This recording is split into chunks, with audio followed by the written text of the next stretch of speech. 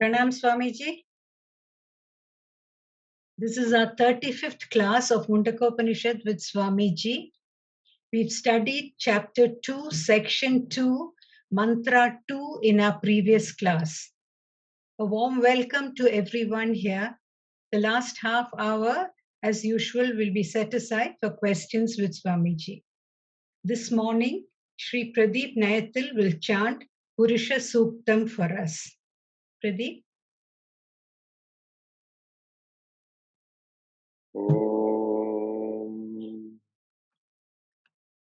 सहस्रशीर्षा पुरुषः सहस्राक्षः सहस्रपाल् स भूमिं विश्वतो वृत्वात्यदिष्ठद्दशाङ्गुलम् पुरुष एवेदं सर्वै यद्भूतं यच्च भव्यम् उदामृतत्वस्येषानो यदन्नेनातिरोहति एतावानस्य महिमातो जायुश्च पूरुषः पादोऽस्य विश्वाभूतानि त्रिपादस्यामृतं दिवि त्रिपादूर्ध्व उदयिल्पुरुषः पादोऽस्येहा भवल्पुनः ततो विश्वं व्यक्रामल् शासनानशने अभि तस्माद्विराळजायत विराजो अधिपूरुषः स जातो अत्यरिच्यत पश्चाद्भूमिमथो पुरः यल्पुरुषेण हविषा देवायज्ञमतन्वतः वसन्तो अस्यादिराज्यं ग्रीष्म इत्मः शरद्धवि तं यज्ञं बर्हिषि प्रोक्षन् पुरुषं जातमग्रतः तेन देवा अयजन्त साध्या ऋषयश्च ये तस्माद्यज्ञात् सर्वहुतः संभृतं वृषदाज्यं पशून्तश्चक्रे वायव्यानारण्यान् ग्राम्यांश्च ये तस्माद्यज्ञात् सर्वहुतः ऋचः सामानि जज्ञिरे छन्दांसि जज्ञिरे तस्माद्यजुस्तस्मादजायत तस्मादश्वा अजायन्त एकेजो भयादतः गावो हजज्ञिरे तस्माज्जाता अजावय यल्पुरुषं व्यदधुः कतिधा व्यकल्पयन् मुखं किमस्य कौ बाहूका ऊरूपादा उच्येते ब्राह्मणोऽस्य मुखमासील् बाहुराजन्यः कृतः ऊरू तदस्य यद्वैश्यः पद्भ्यां शूद्रो अजायत चन्द्रमा मनसो जातश्चक्षोः सूर्यो अजायत मुखादिन्द्रश्चाग्निश्च प्राणाद्वायुरजायत नाभ्या आसीदन्तरिक्षं शीष्णोद्यौ समवर्तत पल्भ्यां भूमिर्दिशः श्रोत्रात् तथा लोक अकल्पयन् सप्तास्यासन् परिधयस्त्रिसप्तसमिधः कृताः देवा यद्यज्ञं धन्वाना अबध्नन् पुरुषं पशुं यज्ञेन यज्ञमयजन्त देवास्तानि धर्माणि प्रथमान्यासन् तेहनाकं महिमानः सचन्द यत्र पूर्वे साध्याः सन्ति देवाः। विरामस्तावन्।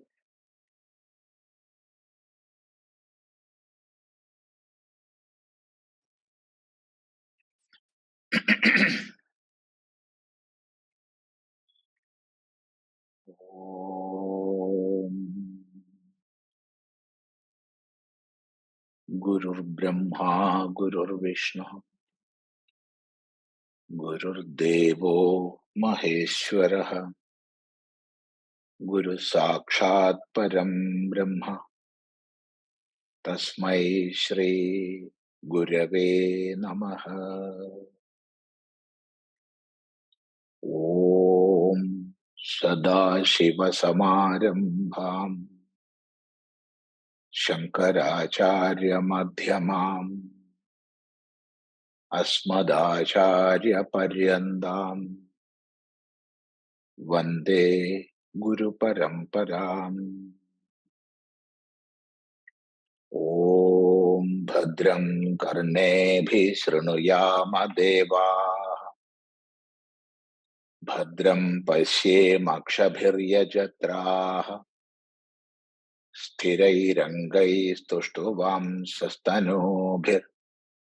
Vyashema Devahitam Yadayuhu Swasti na Indro Vriddhashravāha Swasti na Pusha Vishwavedaha Swasti na Tarkṣyo Arishtanemi Swasti no Brihaspati'r Dadhatu. Om Shanti Shanti Shanti.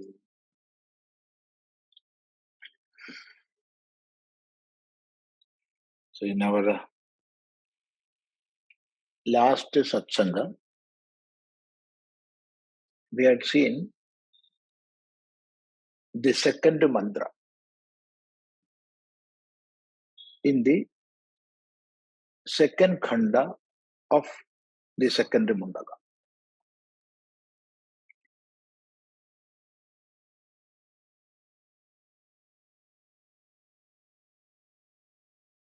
There it was said that with effulgence smaller than the smallest, and in that all the worlds are resting, and that is imperishable, and it is Brahman, and the same Brahman is the Jiva, and at the same time all the instruments. That is, everything is that Brahman. And this is the absolute reality, tadevākṣaraṃ satyam.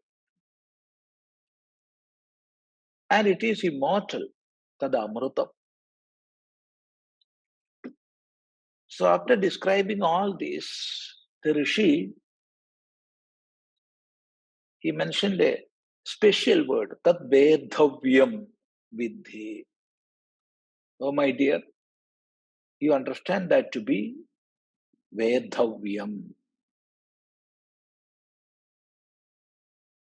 Veddhavyaṃ means something which is to be struck by arrows.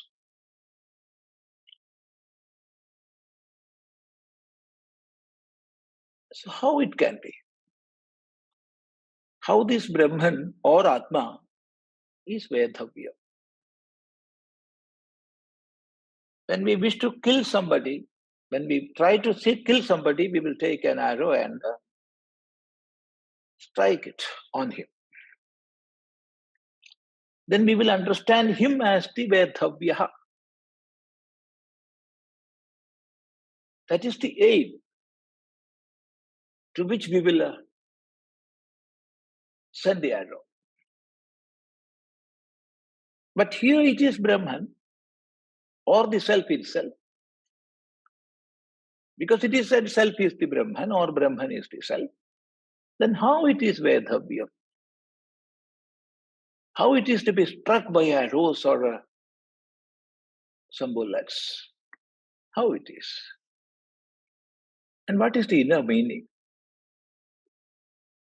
So as an answer to this query comes the next two mantras. Let us see that. dhanurgṛhītvaupaniṣadaṃ mahāstraṃ śaraṃ hyupāsāniśitaṃ saṃdhayīta āyamya tadbhāvagatena cetasā lakṣyaṃ tadevākṣaraṃ somya viddhi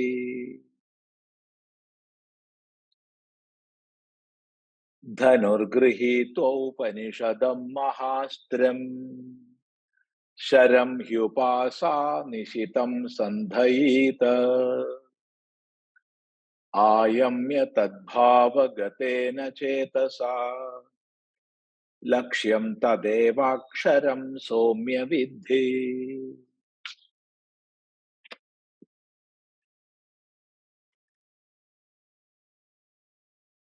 dhanuḥ gṛhītvā aupanishadaṃ mahāstraṃ śaraṃ hi upāsāniśitaṃ saṃdhayīta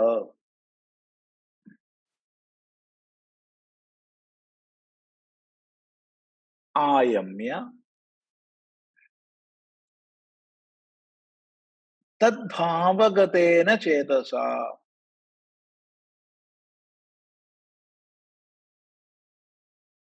lakṣyaṃ tadevākṣaraṃ somya viddhi. Here in this mantra also the Acharya is calling his student by the name Somya. The last mantra we have seen that. Somya, a good looking one. A good looking one. It is the basic quality or it is the first quality a student must have. A student of Vedanta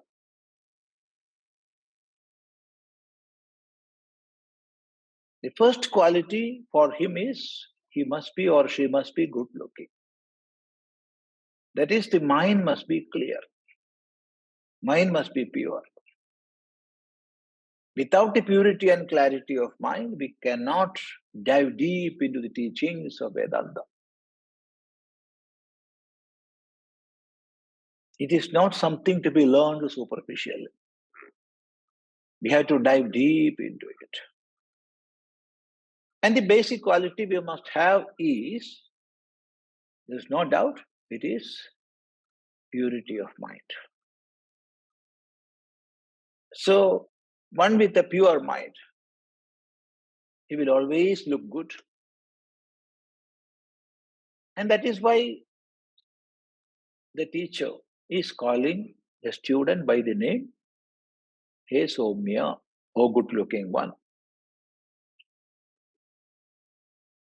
Viddhi. Viddhi. Viddhi means you understand. You know. Viddhi.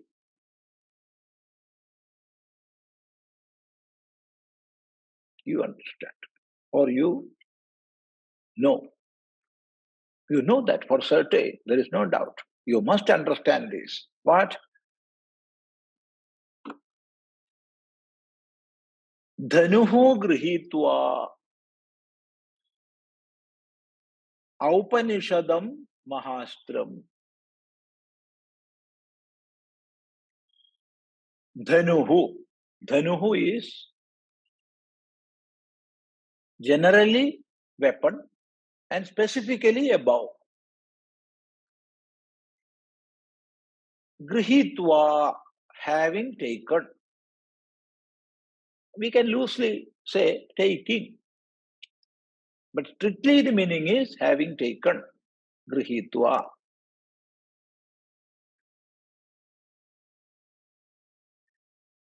What?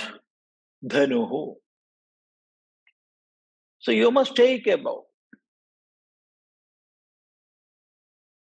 What is that? It is Upanishadaṃ. Upanishadaṃ. That which is explained in the Upanishad. Upanishad means that which is explained in the Upanishads. Or simply we can say connected with that which is connected with Upanishad. That also is Upanishad. So that which is explained through Upanishads or that which is connected with Upanishad is Upanishadam. So you take a big bow which is connected with the Upanishad. So here the bow is not a bow. Physically it is not a bow. It is something taught by the Upanishad. You take that. So what is this bow? We have to wait for the next mantra to come. So you first take a bow and then mahāstraṃ śaraṃ hyupāsāniśitaṃ saṃdhayīta. Mahāstraṃ. Mahāstraṃ means mighty weapon. Mighty weapon. Mahāstraṃ. So this word we can coin with both dhanuḥ and astraṃ, śaraṃ. Mahāstraṃ. Mahāstraṃ is the bow, or at the same time it is the śaraṃ. So the mighty arm or mighty weapon, dhanuḥ, you take. Then what you have to do? Upāsāniśitaṃ śaraṃ saṃdhayīta. Upāsāniśitaṃ śaraṃ.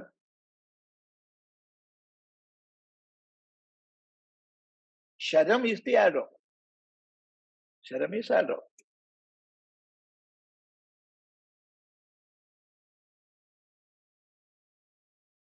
Saṃdhayīta. You fix. You fix. What? The arrow. Śaraṃ. What type of śaraṃ? What type of arrow? Upāsāniśitaṃ. Nishitam is sharpened.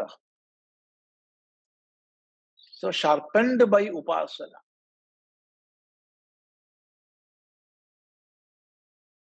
When there is no sharpness for the arrow or in the arrow, it will not be of use. It will not strike the aim. It may reach the goal, but it will not strike it. Because this arrow must go pierce inside. For that sharpness is essential. So here also the arrow must be sharp. How to make it sharp? Upāsāniśitaṃ. Sharpened by upasana. Saṃdhayīta. You fix that.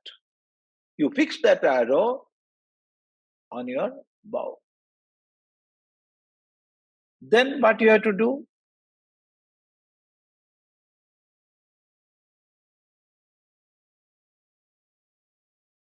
Āyamya tadbhāvagatena cetasā. Āyamya. Āyamya is the word meaning is having pulled or pulling. Āyamya. Here it is having drawn. You have to pull that. And you have to make the arrow ready to be shot at.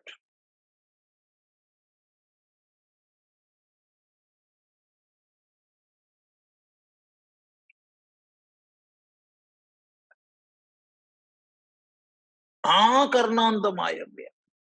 You pull that up to your ear. How to pull that arrow? Tadbhāvagatena cetasā.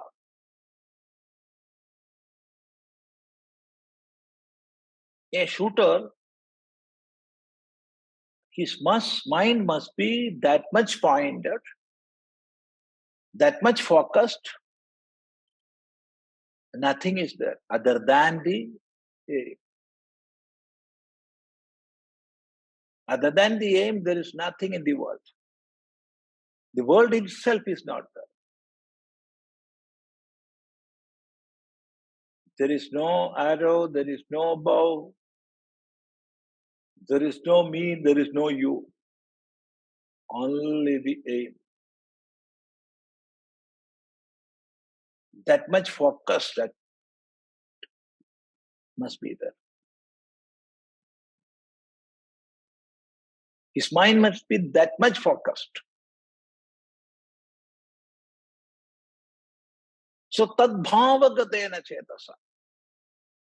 With the mind which has gone to that, tadbhāvagatam. Gatam means gone.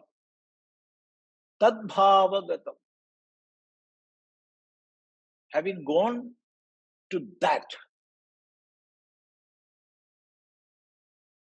then what is this that? Tad, that. See, tad and that are the same, no? Tad, T-H-A-D. T-H-A-T. Only a small difference. So, tad, what is that? Tadevākṣyaṃ, tadevākṣaraṃ, akṣyaṃ, imperishable. That imperishable Brahman is that. It is that imperishable Brahman. Oh Somya, you understand this. So before going to the explanation,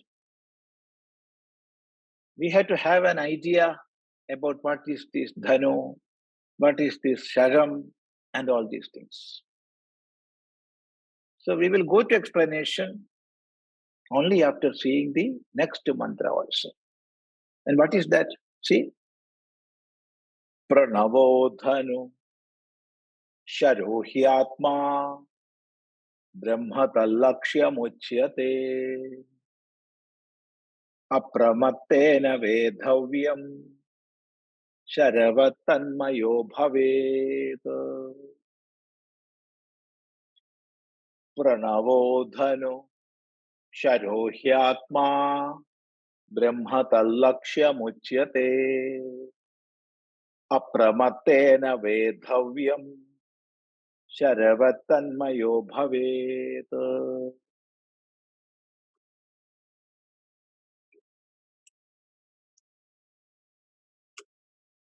Praṇava is the bow. So in the last mantra, Guru asked us to take the bow. And it is mahāstraṃ. It is the mighty weapon. And what is that? It is praṇava. Praṇavo dhanuḥ.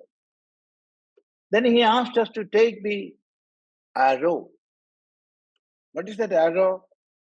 śāro hyātmā. The individual self is the arrow. The self. Or we can say individual self is the arrow. Then what is the aim? Or what is that? Brahma tallakṣyaṃ. That Brahman is the lakṣyaṃ. The mark which is to be struck with. That is the mark. That is the aim.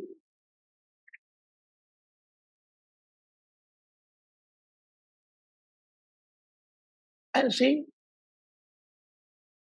here the Rishi says, Uchyate is said to be, Uchyate is said to be.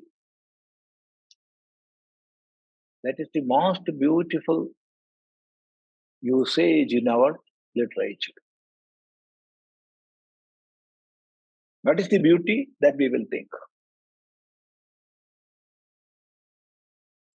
Apramattena veddhavyaṃ. Veddhavyaṃ should be hit. Should be hit. Veddhavyaṃ. Or must be struck with. Must be struck with. Must be struck with. With śaraṃ. That it is told earlier. So apramattena, how? Apramattena. By one who is always vigilant. Always vigilant. Apramattena. Never he should be lazy or lethargic. He must always be active and energetic. Apramattah. Tena, apramattena. Or we can say apramattena bhavena. Then it will mean carefully, with utmost care. Carefully you have to do that. Or you must do with all vigilance and awareness. Apramattena veddhavyaṃ.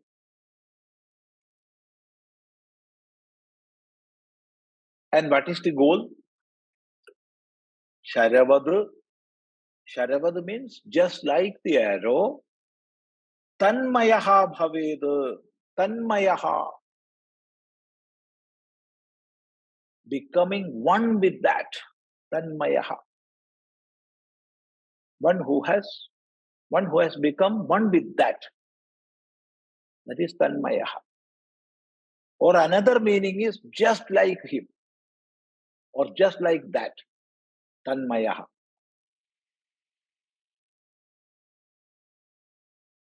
The first meaning is one who has become one with that. Or one with him. That is the meaning of tanmayaha. Or we can say one who has become like him or like that. Tanmayaha. Bhavet. You must become. Bhavet, you must become. So, connect these two mantras together. Then we will get a clear idea. First it is said, dhanurgṛhītvaupaniṣadaṃ mahāstraṃ. Oh my dear, take the mighty arm, which is explained through all the Upanishads. Or take that mighty arm connected with the Upanishad. So we can take the first meaning. Explained through the Upanishads. So all the Upanishads are teaching, the ultimate teaching of all the Upanishads is the oneness of the inquirer and the inquired. That is, the individual self is none other than the imperishable, immortal self. We are identifying with this body and considering ourselves as somebody who will die or who is dying. So we are living as mortals in this world. Then taking this ignorance from us, Upanishad teaches, no, you are the immortal self. Your body is with a birth and a death. So it is mortal, there is no doubt in that. But yourself is not mortal, it is immortal. So the oneness of the individual self and the immortal or imperishable Brahman is the central teaching of the Upanishads. And to take us to that realization, there are many medias. Many media are there.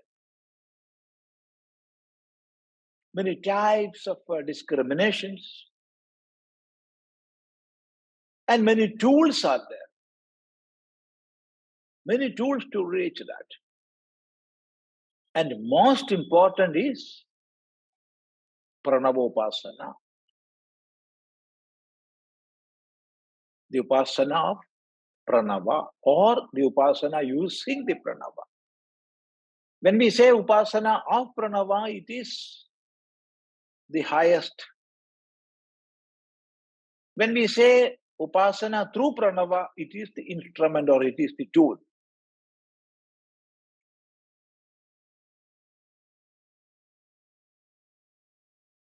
Pranava do have both these meanings.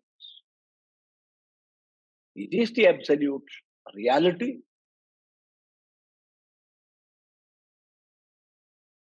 And at the same time, it is the tool with which we can reach that absolute. Om iti Brahma. So says the Upanishads. Om ityetadakṣaramidam sarvam.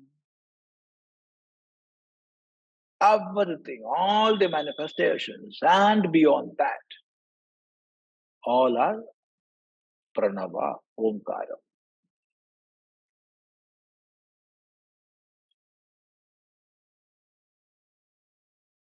So in these mantras, it is said, pranava is the, omkara is the highest principle. But at the same time, pranava is a tool for worshipping. Because in all the mantras, there will be pranava. It is the vital force that gives life to all the mantras. Of course, there are some mantras without pranava, but 99% of mantras will have pranava with them. It is the prana of all the mantras.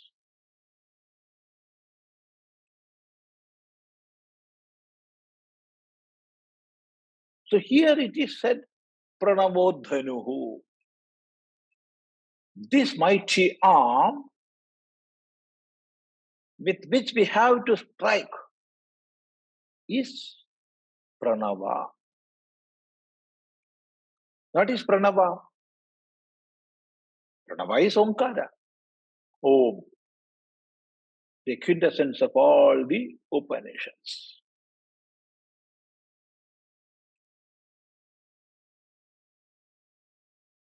Then why it is pranava? If it is omkara, how we are calling it by the name pranava? In many ways we can see. First, it is prakrishtam navam. Prakrishtam navam pranavam or pranavaha. Then the meaning is always, or no, most auspicious sound. Prakrishtam, most auspicious, navam, sound. So it is the most auspicious sound. And therefore it is pranavam, pra plus navam.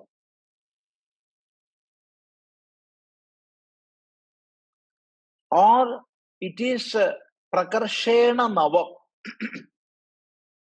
Prakarshena navam, pra plus navam. When we join pra plus navam, na will become na.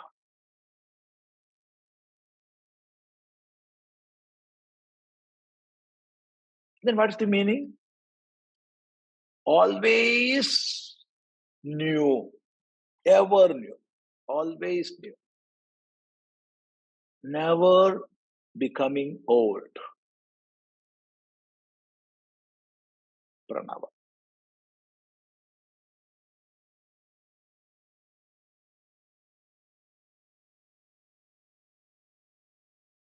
And there are many, many explanations, but these are the main or basic explanations.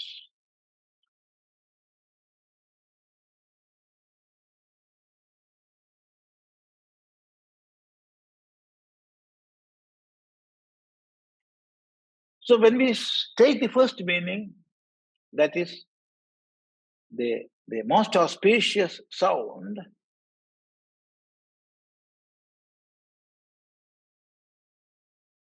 we have to take it as the essence of Veda, the first utterance of Veda,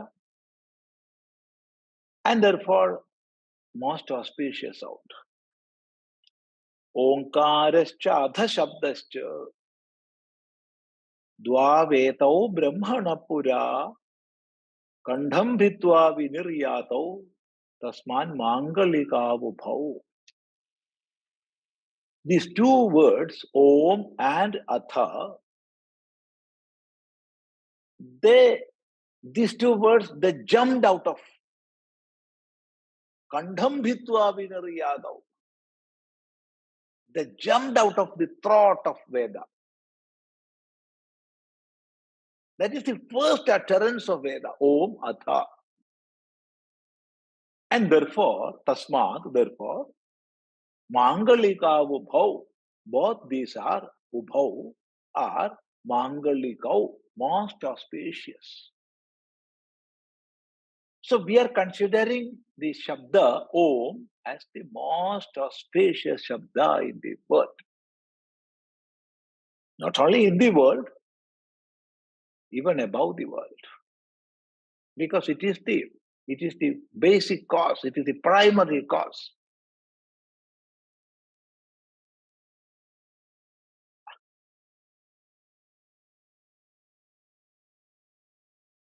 So it is Prakrishtam Nama. Or in other words, other ways also, this sound, Om, when we explain or when we try to explain that,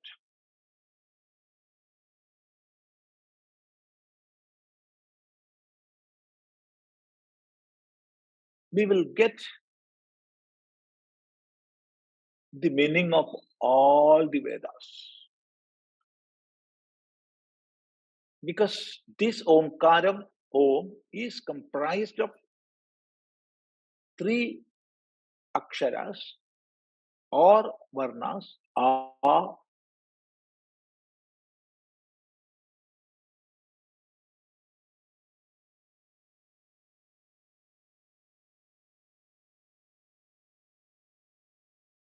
and all the aspects of manifestations.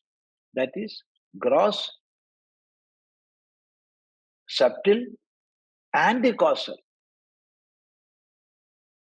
All these are meant through this.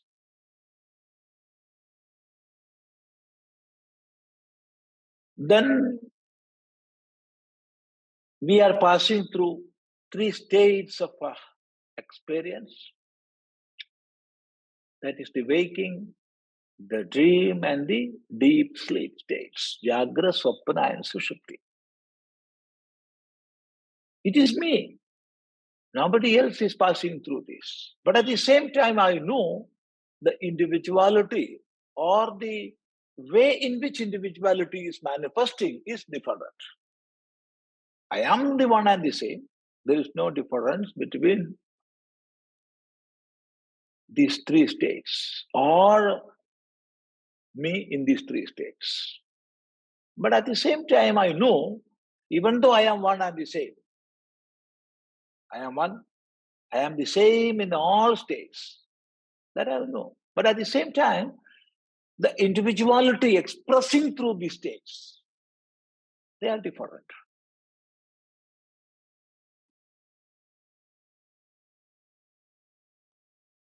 So, when I am in this waking state, I am connecting me with the gross world, and I am engrossed in transactions of the gross world.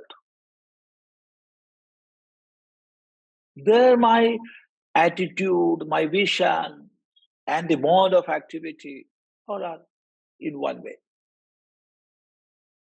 And the same me, when I go to the swapna state, dream state,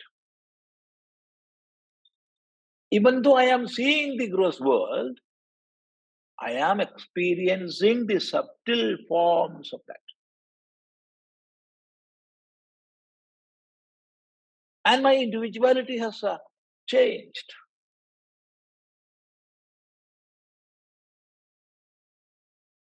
And when I go to the deep sleep state, again,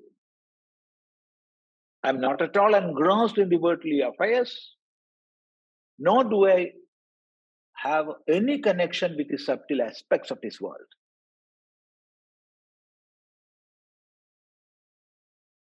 But still I am there. So even though I am the same in all these three states of existence, considering the difference in this individuality, Upanishad ascribes different names. My name in this waking state is Vishwa. And in the dream state, Taijasa. And in the deep sleep, it is Prajna. These are my three names.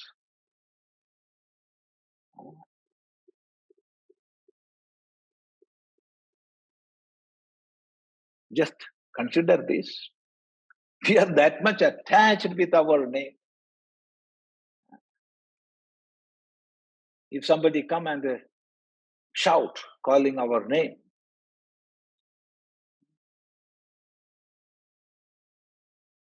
even though we may not express outwardly, inwardly, inside, a small wound may come. No. Because we are that much attached with the name. Here the Upanishad is giving three names for us. You are Vishwa in the waking state, you are Taijasa in the dream state, and you are Prajna in the deep sleep. Then who am I? What is my real name? Just think on it. So, however, by Akara, Vishwa is meant, by Ukara, Taijasa is meant, and by Makara, Prajna is meant. We do not know how many worlds are here. So many worlds are here. In the Shastras, 14 worlds are explained. We do not know where they are. But logically we can say we are living in this earth, and therefore this is the middle world. And above there are many. I do not know how many. There are many. There is no doubt in that. As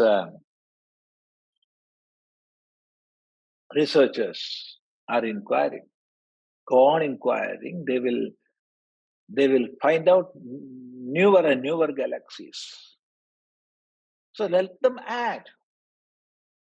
But I am sure there are many worlds above me, and I am taking them as one. Urdhva lokas. And below there are many. We do not know how many. There are some galaxies and galaxies are there. All this together I will call adholokas. So three lokas are there. Urdhvaloka, Madhyamaloka, Adholoka. Akara, Ukara, Makara. And how many devatas are there? How many gods are there? We cannot say. Innumerable are they. There are innumerable gods. Ishvara, manifestations of Ishvara, not Ishvara, manifestations of Ishvara, or aspects of Ishvara. But in this world, we are seeing three most important functions. One is generation, the second is protection, and third is destruction or dissolution. So there must be some devatas behind this. And we call them by the name Brahma, Vishnu, and Maheshwara, or Rudra, simply. So by this A, U, and Ma, these three devatas are meant.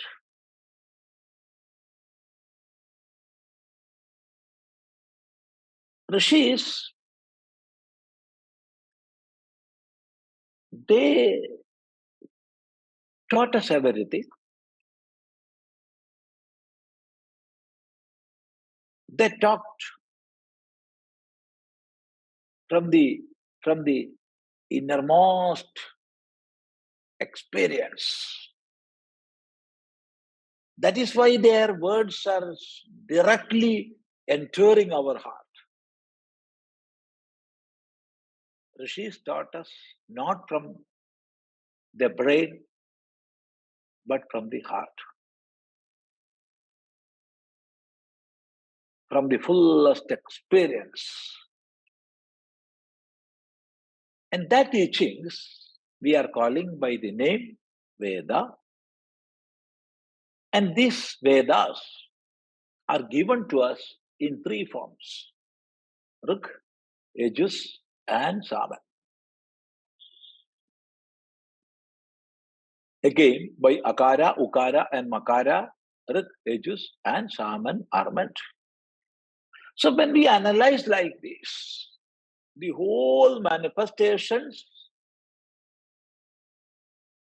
and above, what is above that, all these are meant by praṇavo.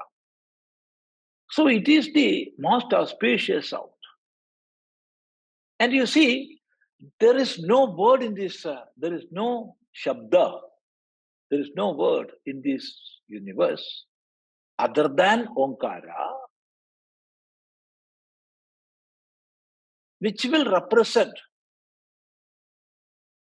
all the sounds we can utter, whichever be the language we are speaking.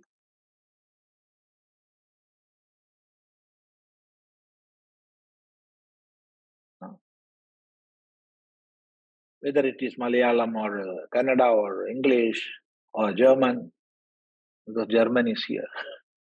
I am seeing her. So, whichever be the language, we are pronouncing from this instrument, which is called Vagindriya, or the outer instruments through which Vagindriya express itself. So the most lower part is Kantha. This is Kantha. This is the most lower part. There is no pronunciation from a point which is down to this. No. Of course, there are sounds. Sound may come from the stomach itself, of course, but it is not pronunciation. Nobody will tell sound is pronouncing. No. It will make sound. Pronunciation is only from this. This is the first point, Kantha. Then there are many, many spots or places like Jihva, Jihva Moolam, then Ashtam, Nasika, so many. Danta, Talu, so many. So the lowermost is this Kantha, throat. And the outer part is this lips, Oshta, lips. So there is no pronunciation outside of these lips. This is the outer point, lips. And which is the higher point? Nasika, this part. this part. Nasika is not the edge. No, vibrations are coming through that, but here it is Nasika. So, see the Omkara. A. A. I is coming from the throat. It is Kanthya. A. U. U. U is Aushtyam. Oshtha. It is coming out of lips. So if we are removing these both lips, we cannot pronounce U. And M. Jointly with Oshtas and Nasika.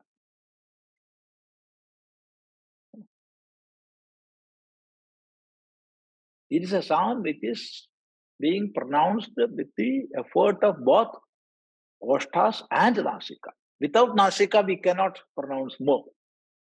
You try once, then we'll not be able to pronounce Mo.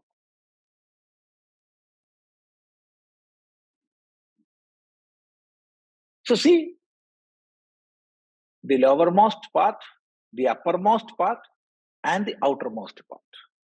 All these are there in the pronunciation of Om. There is no any other Shabda like this. If you ask, is there any Shabda? There is one. But this is the most representative of all. What is the next Shabda? It is Aim. Aim. That is the another Shakti Bija. Aim. There also all these parts are there.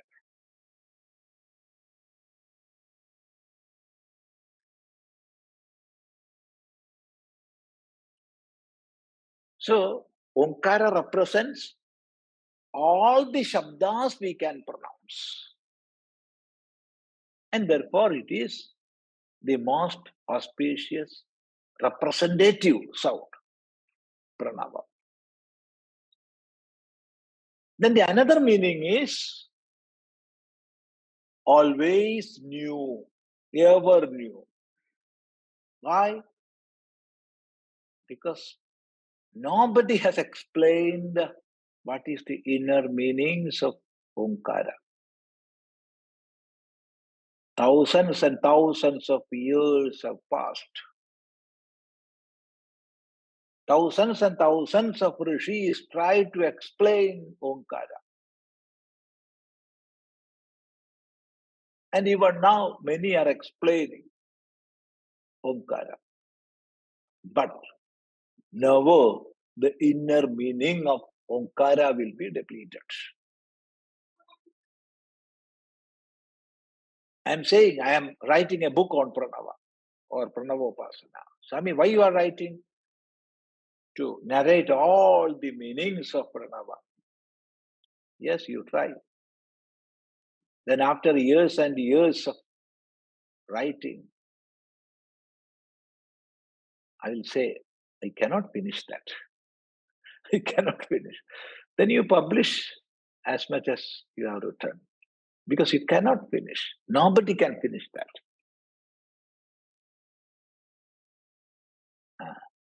Because it is, as the Bhagavan Bhashyakara in the Bhashya of Mandukya Upanishad says, it is the Abhidhana and at the same time it is the Abhidheya.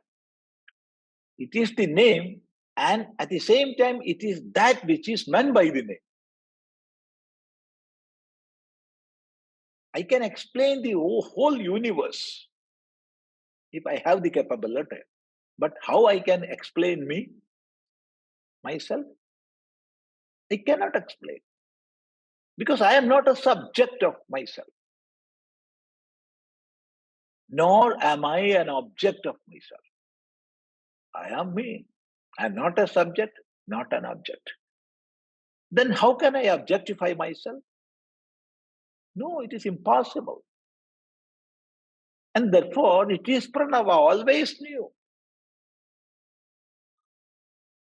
No, nobody can make it old.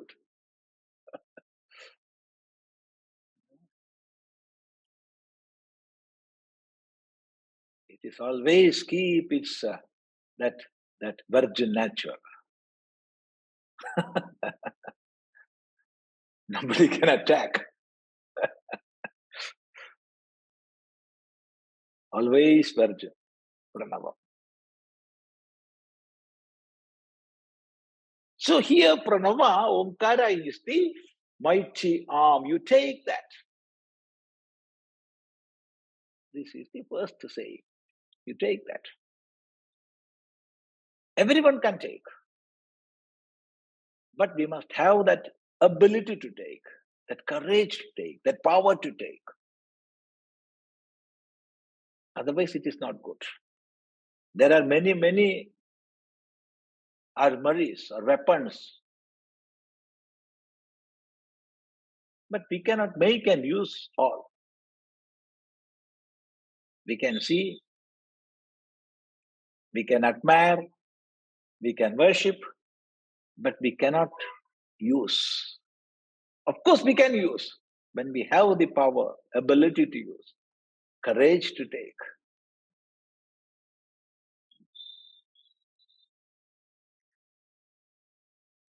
That is why always, when our acharyas give some mantras, they will add some names with Pranava. Something will be added to Pranava.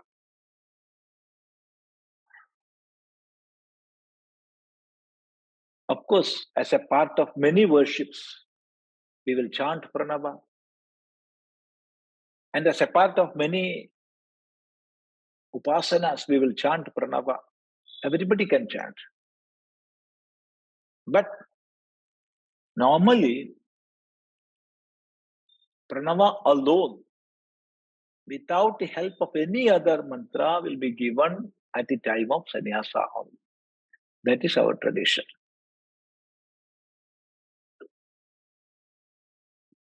So, you take that.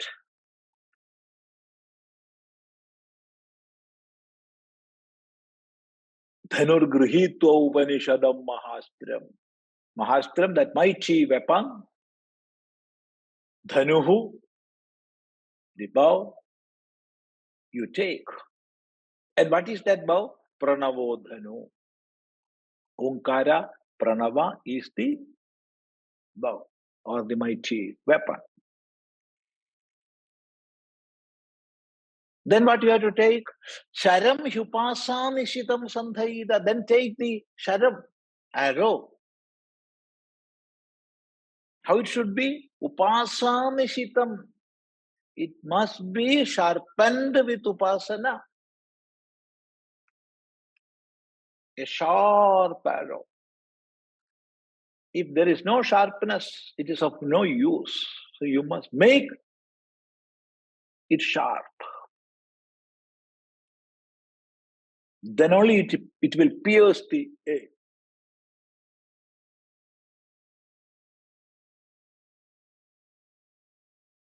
And how it should be sharpened? Upāsāniśitaṃ, through upasana.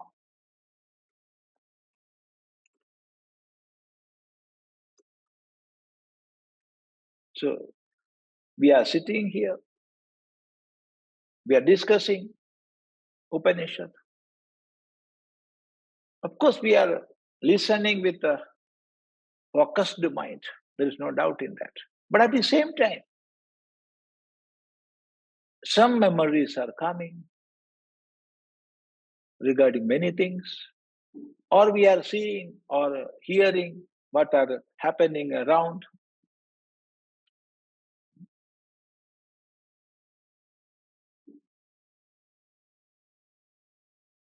How many waves of thought are there within? We cannot count. At the same time, we are attending this, we are hearing this, there is no doubt. But at the same time, so many fractions are there in the mind. It is going there, it is coming here, and again going there.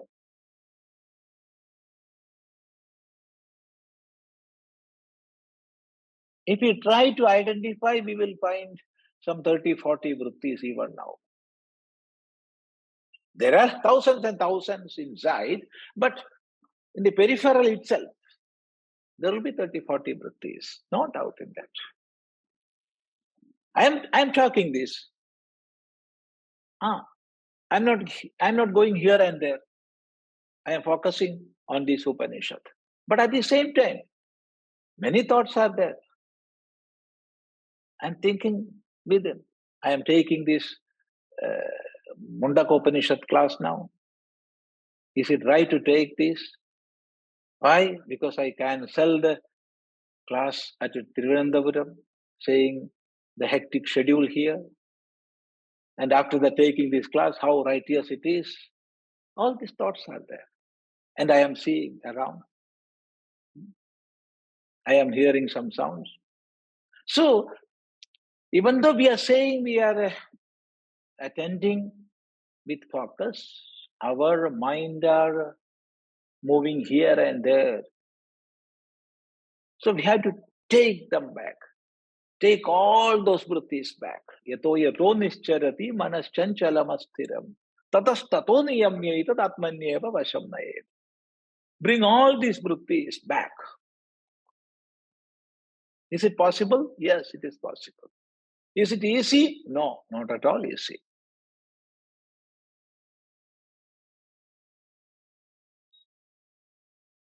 Possible, of course possible. But not easy. So we have to have some help. And mainly there are two aspects or two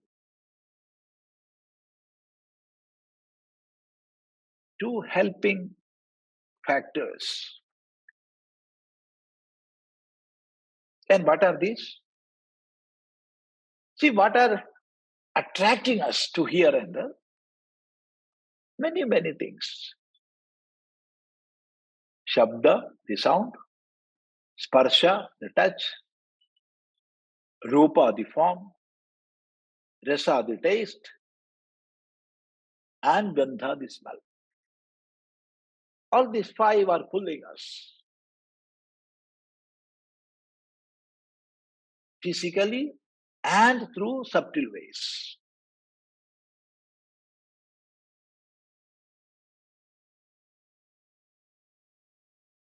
And the most powerful among these five are name and form.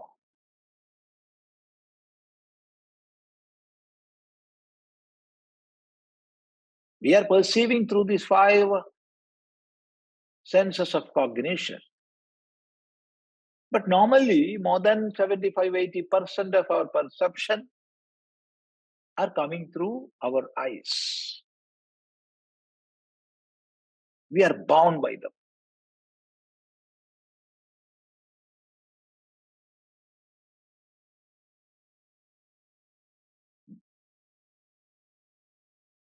So this is the main enemy who is pulling us to different spots, unwanted spots. So I am befriending him first. Actually, he is an enemy, but I am making him a friend. Whom? Form. So I will put some forms. The picture of a guru, or the idol of an Ishvara, or Devata, or picture of some Devatas. There are thousands and thousands of Devatas. And all have forms. As per the dhyanas. There are dhyana shlokas for each and every Devata. And accordingly, we will make pictures of those devatas. And we will put in front of us. This is Sri Krishna. This is Sri Rama. This is Bhagavati. This is Bhadragali. This is Shiva. This is this. This is that. Why? To focus our mind. And next is the name. Names of devatas. Vishnu, Shiva, Om Namah Shivaya, Om Namo Narayanaya. So many. Thousands and thousands of names. So with the help of this name and form, actually these two are the main enemies distracting us. Now we are making use of them to attract back. See? And with the help of this name and form, we are trying to focus our mind.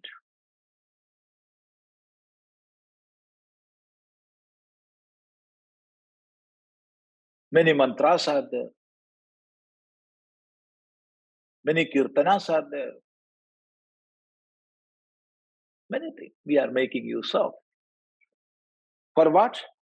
For making our own mind focused. And we are trying again and again. We may fall in between. Again we'll stand and walk. Again we may fall.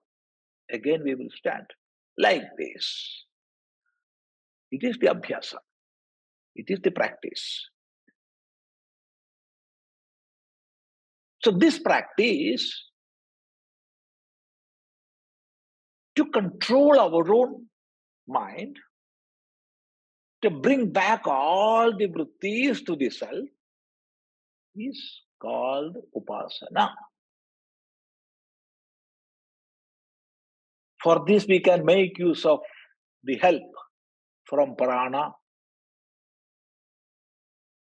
that is pranayama and all, from the physical body, asanas and all. So asana will help, pranayama will help, chanting and doing pujas will help, doing karma yoga will help, many things will help us in this endeavor. But upasana is this, the practice, continual practice to bring back the vrittis to the self. Do this. When we do upasana in our life practically again and again, our mind and intellect will get sharpened. And my individuality is expressing out through these instruments. Self will not express without these physical and subtle instruments. For expressing myself, I want these gross and subtle instruments, sthula and sukshma shariras. So when it is sharpened, my individuality itself is said to be sharp. Actually, there is no question of making the self sharp and not sharp. No. But Upanishad itself is saying, why? Because I am expressing through these instruments. When these instruments are sharpened, then my individuality itself is said to be sharp.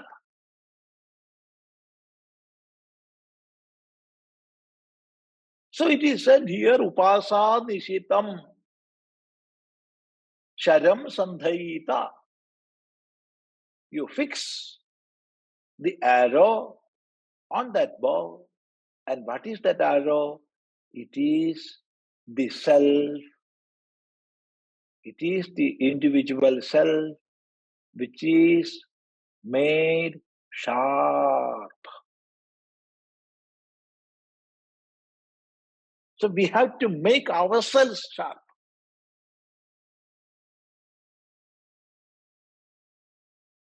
Focused. When our mind and intellect is going here and there, we cannot do this. Because here, the Rishi is asking us to strike an aim and make ourselves one with that. It is not a small thing. It is not an easy affair. So we have to make ourselves fit for that. And that is why it is said, hyupāsāniśitaṃ saṃdhayīta. And then it is said, āyamya tadbhāvagatena cetasā lakṣyaṃ tadevākṣaraṃ somya viddhi. That is the next part that we will discuss in our next sitting. So we'll have to sit for one or two more classes to complete these 2 mantras. Let us see how it will come. So if you have anything to ask, you can ask. Otherwise, it is better to conclude now. Swamiji, Arun has a question. Arun? Namaste, Swamiji. Namaste, namaste. My question is a little abstract one. See, we consider the human being goal is as the self-realization, and we have the free will to achieve or to experience that compared to animals or something. But if we see the It is not clear. Can you here? Is it audible? Can you repeat once more? Yeah, is it audible now, Swamiji? Is it audible? Can you hear me? Yeah, now it is. Yeah, my question was that for humans, self-realization as the goal, for which we have the free will to achieve relative to the animals. So now the background is that, the humans' evolution as per the history happened sometime, 2 million years or sometime back. Whereas our Vedas started, say, 1500 BCE something, where the rishis have evolved this truth and the knowledge to us.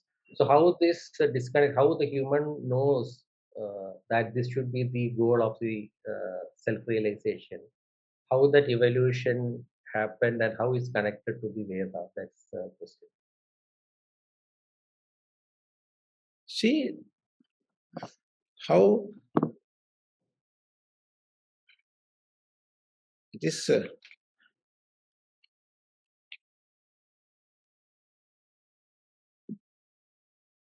how we are fixing our goal is self-realization or vijnana. It comes not by studying some scriptures. It comes not by studying Veda, but naturally. Naturally, everybody will have an aim in this life. And my aim or my goal in this life is realizing the ultimate reality or absolute reality that will come as it is. See, we all are in search of happiness. We all are in search of happiness. To get rid of sorrows in this life itself. So how it is possible? How to get rid of all sorrows? So how to reach the absolute or limitless happiness? This is the quest as human beings we are having.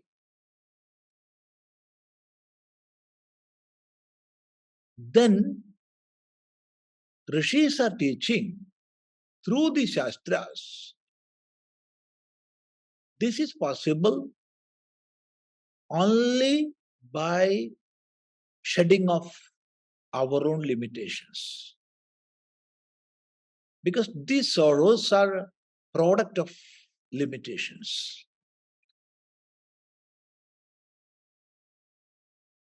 So you must shed off your own limitation. How it is possible? It is possible only through realizing my unlimited nature. This unlimited nature, my real nature, that realization, it is leading me to the goal all the human beings are looking for.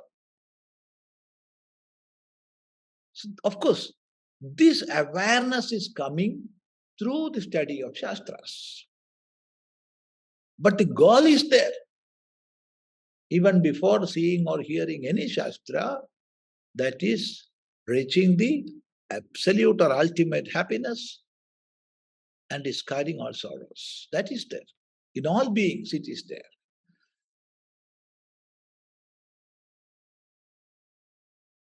Then, realizing this, the way to reach that goal, Rishis taught. We cannot say in this year, Vedas came before Christ or before somebody else in this world. This much thousands of years back, Vedas were written. No, we cannot say. Many researchers opined that. All these are opinions. There were many studies to find out the period of Veda. Especially when scholars from Europe happened to study Vedas, they tried to pick up what is the actual period of Veda. We were not at all bothered.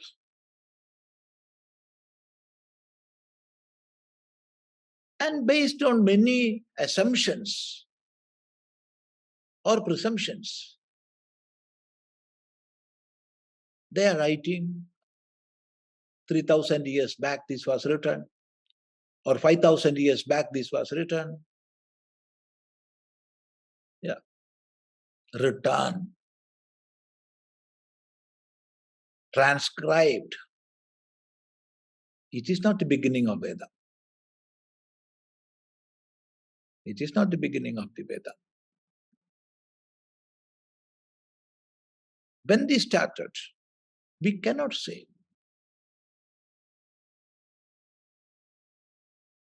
We cannot say.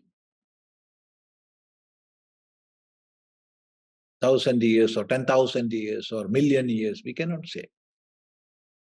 Because it was there. The knowledge was there.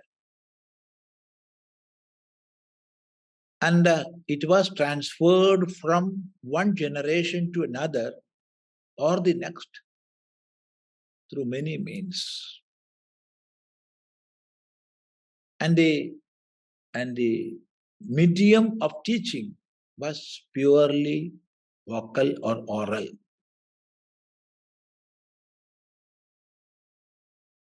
So we cannot say the period of Veda. But we can say this much: out of compassion and to preserve our Shastras, in later years, many scholars wrote these Vedas, not rishis. Those who wrote Vedas are not rishis. Rishis realized and they taught the world orally. And we cannot trace the period of such teachings. In later years, many wrote in Bhurjapatras or palm leaves. And in later years, when paper was invented in papers, then when printing technology came, then in printed books, and when this digital media came in many other forms, it will go going on. Of course, it will be going on. It will go on and on. So we cannot say 3,000 years before Christ Vedas were written. No. We cannot say. And we are reaching at some inferences or conclusions in the scientific research. How? Through analyzing certain or given sets of data. All the scientific research are happening so. So we are taking some sets of data, we will collect data, and we will arrange it to some set, and we will study. There are many things above and behind, which are not coming to the purview of our own researches. So we cannot say the period of Veda. However, we can summarize like this.